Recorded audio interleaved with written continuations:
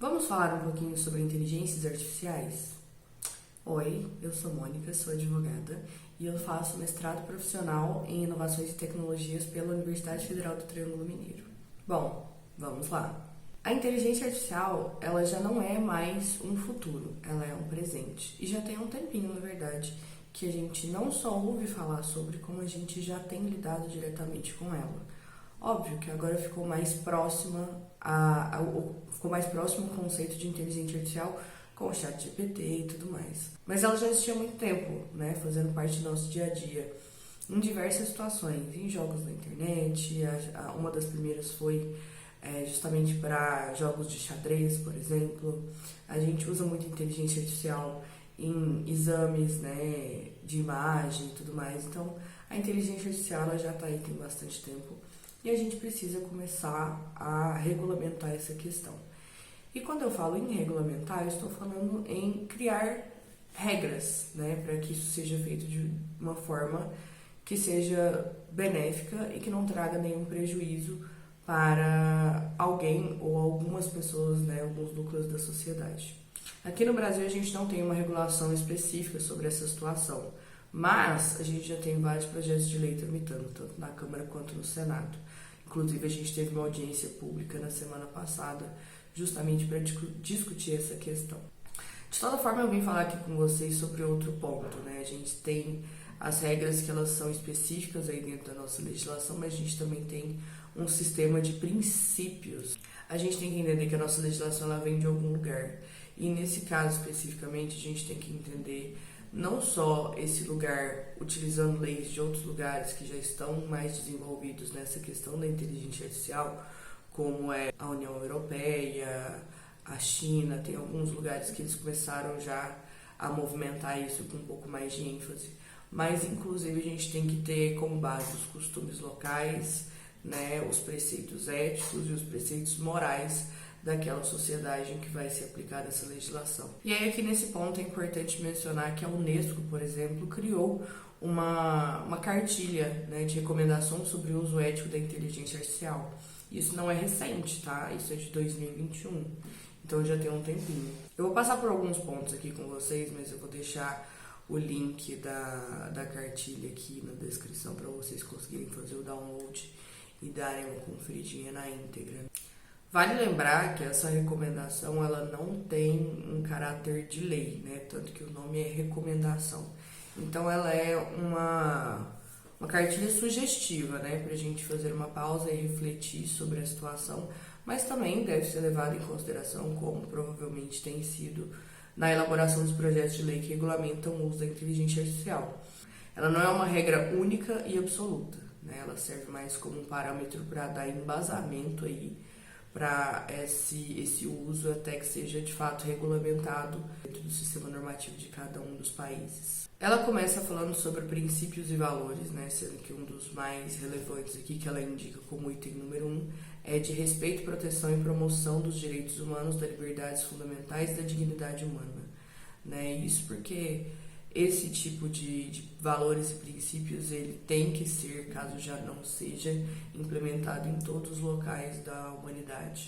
Não precisa de grandes comentários em relação a isso, mas deve ser ali utilizado como base, né?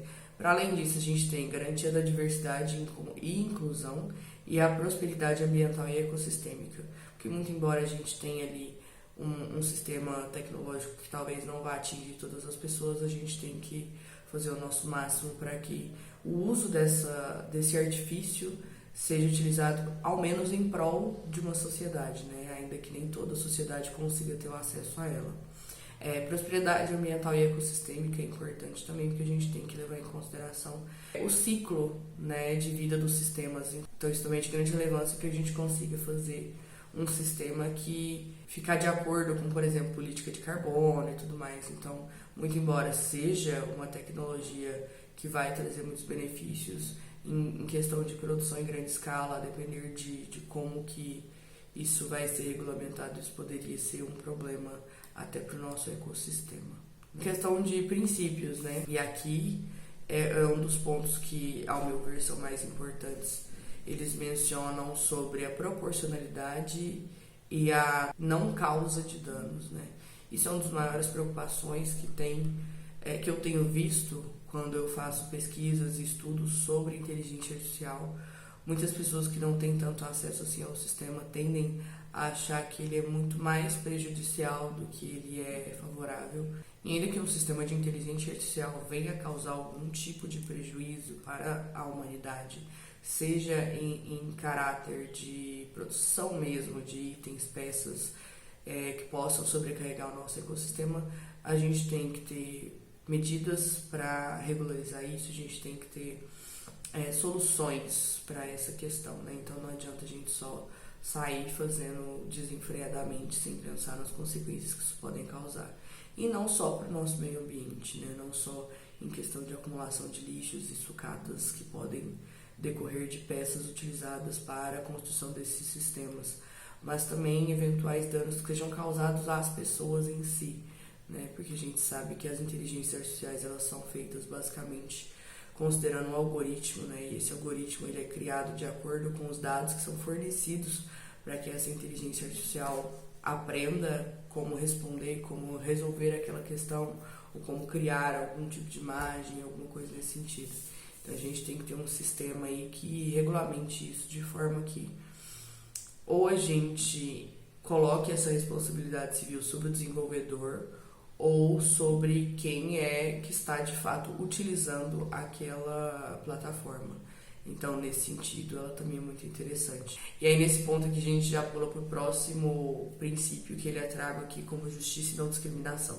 A gente tem que entender que esses sistemas eles são pautados em base de dados, né, que são fornecidas, como mencionei, pelos próprios fornecedores e às vezes pelos próprios usuários, né? Então, tentar utilizar de informações e dados que são lançados nesse sistema de uma forma consciente para que esse sistema não propague fake news, para que esse sistema não seja discriminatório com nenhum tipo de minoria ou qualquer outra situação, né? Tentando trazer aqui para esse sistema talvez um pouco mais de segurança, né?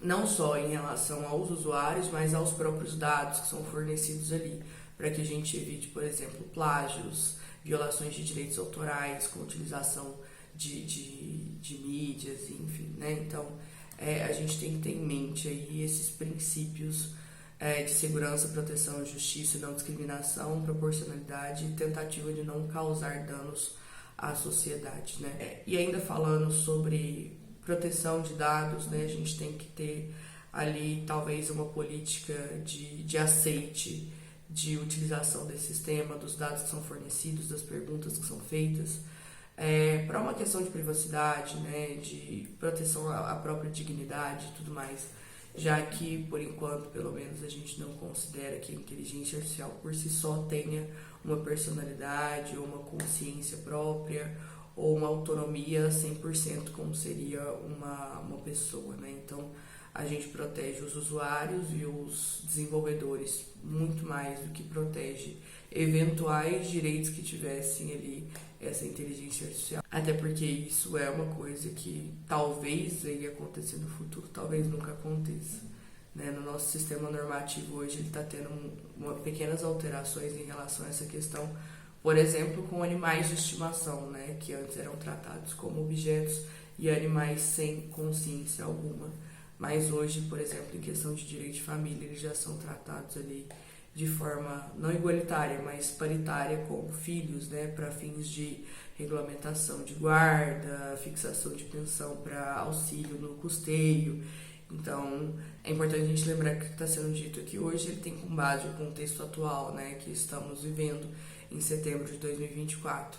Daqui 1, 2, 5, 10 anos isso pode ter alterado. Então, nesse momento que a gente tem como base maior a proteção dos direitos à privacidade e proteção dos dados dos usuários. É importante, como eu mencionei aqui, outro princípio que é dito, né, é o de supervisão humana e determinação. A gente tem que entender que não só o Estado é responsável pela forma que é utilizada, mas as próprias pessoas, né, pais em relação ao uso pelos seus filhos, empresas pela forma que os funcionários utilizam esses sistemas. Então a gente tem que estar muito atento ao sistema de responsabilidade, não só ética, mas legal. E legal no sentido de legislação. Então esse é um dos pontos que a gente tem que ficar sempre atentos para que isso não saia muito do controle. E talvez a palavra-chave aqui seja controle. Porque a gente tem que garantir sim o desenvolvimento de novas tecnologias, a gente tem que sim incentivar o estudo e a melhoria das tecnologias que a gente já tem hoje, mas a gente também tem que ter esse equilíbrio. Outro princípio que é mencionado na cartilha é o de conscientização e alfabetização. Considerando aqui que essa pode ser tem, né, o potencial de ser uma tecnologia de fácil acessibilidade para todos que detiverem, por exemplo, um smartphone ou um computador, que a gente sabe que não é a realidade de 100% das pessoas, especialmente do Brasil, mas que tem um potencial de acesso a muito mais pessoas do que grandes outras redes de ensino. Esse sistema ele pode sim ser uma fonte de estudo, ele pode sim ser uma fonte de aprendizado, desde que seja usado da forma correta, desde a alimentação dos dados, né? Então a gente tem que ter sim em mente essa capacidade que esses sistemas têm de trazer novos conhecimentos. A gente sabe que hoje muitas crianças e adolescentes passam muito tempo nas redes sociais, por exemplo, e acabam tirando grande parte de seu senso comum, conhecimento geral dessas redes. Então, utilizar, por exemplo, sistemas de inteligência artificial para essa finalidade seria de grande relevância pela fácil acessibilidade. Outro ponto de grande relevância que é mencionado como um princípio pela cartilha é de responsabilidade e prestação de contas. E nesse ponto eu acho que a gente tem que entender mais o uso da inteligência artificial pelo Estado e pelas empresas estatais, né, como uma forma de colaboração entre as entidades. Mas isso tem que ser feito de certa forma, já que a gente tem que entender que esse tipo de sistema ele exige uma transparência. Nesse ponto, a cartilha traz ali a necessidade de considerar esses dados, esse acesso, quem foram os usuários, o que foram feitos, quais são as bases de dados, como uma fonte tangível, né, que seja passível de fazer uma auditabilidade, ou seja, uma computação, uma conferência de onde foi, para onde vai, como foi feito, por quem foi feito. Então, isso, óbvio que eu acho que é de grande relevância para empresas e tudo mais, para fins de eventual tipo de responsabilização, mas especialmente para empresas públicas, ali vinculadas ao Estado e ao governo, já que, por si só, tem que ser uma ferramenta utilizada em favor da sociedade. Outro ponto que é mencionado é o princípio da governança, colaboração adaptável e múltiplas partes interessadas. Né? Aqui a gente, como eu mencionei, o Brasil está começando a desenvolver, né, esse sistema normativo, mas existem outras nações que já estão um pouco mais desenvolvidas. Então, o que a Unesco sugere é justamente isso, que tem essa cooperação entre as partes, né? Muito embora nem todo sistema legislativo seja exatamente igual, sim, tem que ser integrativo, já que a gente está vivendo ali num mundo globalizado e que essa informação e esses dados eles podem estar surgindo de qualquer parte do mundo, né, por qualquer usuário. Então, é sim interessante que a gente tenha essa cooperação e a gente tenha, sim, parâmetros mínimos ali de uma regulamentação que seja vinculada a esses pontos de outras nações, né? Então, sempre nos atentarmos a essa situação, especialmente para os nossos legisladores, né, no momento da efetiva criação das leis. É importante que a gente tenha isso em mente, porque de toda forma, muito provavelmente, esse sistema vai ser integrado entre várias sociedades, entre vários pontos, entre vários lugares. Da metade para frente da cartilha, ela traz algumas áreas de ações políticas, né? Então ela fala de uma forma um pouco mais direcionada para alguns pontos. Eu vou ler aqui para vocês só os títulos, porque eu acho que é interessante que nesse ponto aqui vocês peguem a cartilha e leiam especificamente, né?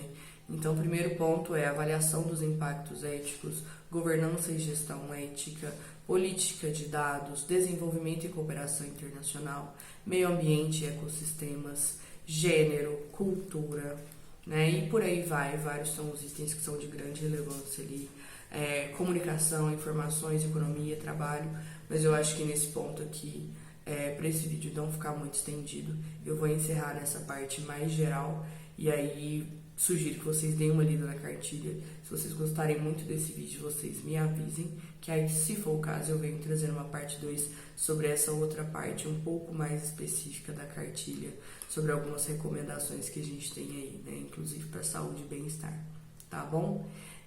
Espero que vocês tenham gostado, que vocês tenham aprendido. Se vocês tiverem alguma dúvida, pode deixar nos comentários para mim, que eu estarei aqui disponível para trazer alguns esclarecimentos.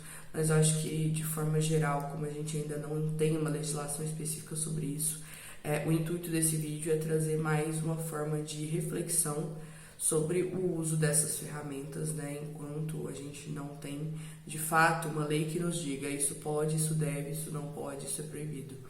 Né? Então, o que eu sugiro para vocês é que leiam essa cartilha, que estudem um pouco mais sobre a situação, porque, claro, é muito fácil a gente usar uma inteligência artificial para a escrita de um artigo, por exemplo, de um trabalho de escola, de faculdade, mas os impactos que isso traz, né, parece muito simples, parece que não vai causar prejuízo a ninguém, mas não é bem assim que funciona. Então, ter um pouco de consciência em relação a isso e internalizar isso dentro da gente, para que a gente, de fato, aproveite o que melhor tem essas tecnologias, mas que a gente também entenda que o que talvez não pareça um problema tão grande pode sim ter uma consequência jurídica ali complicada, não só para nós, não só para os fornecedores dos dados dessa inteligência, para os desenvolvedores dessa tecnologia, mas para toda uma sociedade.